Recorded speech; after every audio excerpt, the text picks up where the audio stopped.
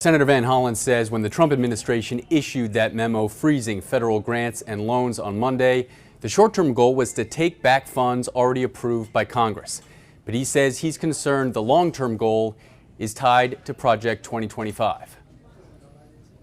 And right here, you've got President Trump essentially trying to seize the power of the purse for himself, and it's hurting lots of people across the country, hurting lots of communities across the country. Maryland U.S. Senator Chris Van Hollen says after Congress passed the recent funding bill in bipartisan fashion, the Trump administration's memo on Monday was an attempt to cherry pick which programs would and would not receive funding. You've called this action an illegal abuse of power.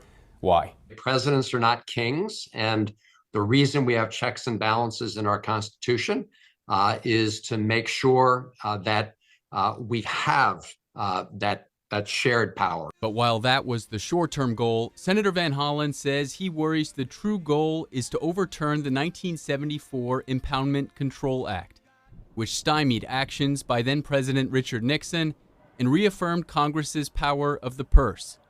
Why does he think that?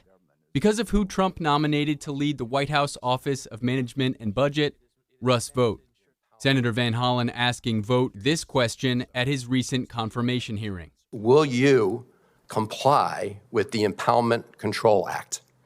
Senator, the President ran against the Impoundment Control Act. I asked him directly whether or not he and the Trump administration would comply with the law, the Impoundment Control Act, and he refused to answer that question. And now we know why. Senator Van Hollen says he plans to vote against Vaught's confirmation because of that, and because he was one of the authors of Project 2025, which, if implemented, would dramatically overhaul the federal government. The White House issued a clarification saying that their intent with this was to target foreign aid and DEI initiatives.